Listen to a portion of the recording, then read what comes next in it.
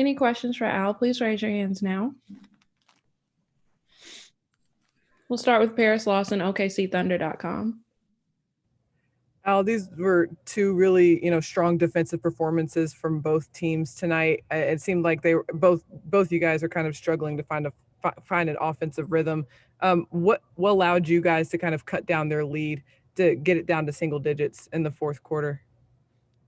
I felt like we were able to break through a little bit offensively. We really struggled shooting the ball, and credit to them. They made adjustments defensively and really made it hard on us. But I felt like at that moment, we moved the ball pretty well. We were able to get some good looks to go down, and that's how we, cut it to single digits. Barry Trammell, the Oklahoman. Yeah, Al, you guys got blown out 3 or 4 times earlier in the season. That hadn't happened in quite a while. Is that a sign of progress? Because tonight was a night you could have got blown out easy. The offense never got going. I think 23 points is the most you scored in any quarter, but you hung in there and were in the game late. Is that a sign of progress that even when you're terrible on one end of the floor, you're still in the game?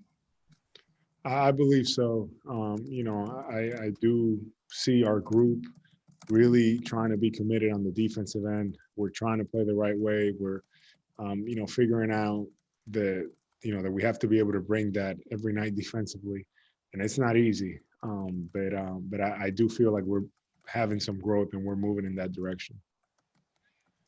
Nick Gallo, Thunder Broadcasting.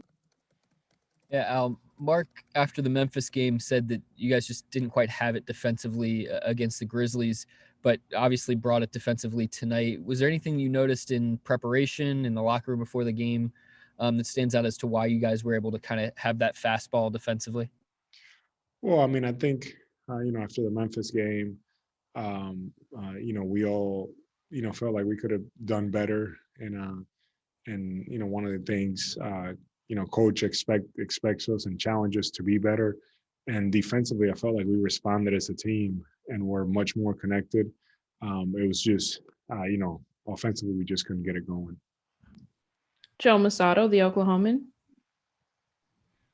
Yeah, Al, I know they weren't going in tonight, but you're averaging a career high in 3-point attempts per game. Is that something that you're focused on individually? Is it just how the offense is set up around you, or sort of what has led to those numbers this year?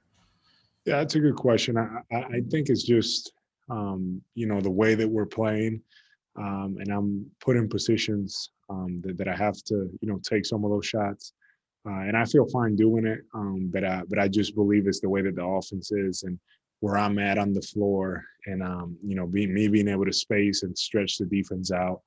It's something that I have to do. For the most part, I've been pleased with them, and just continuing to stay ready and giving Shai and Lou space and be able to space for them.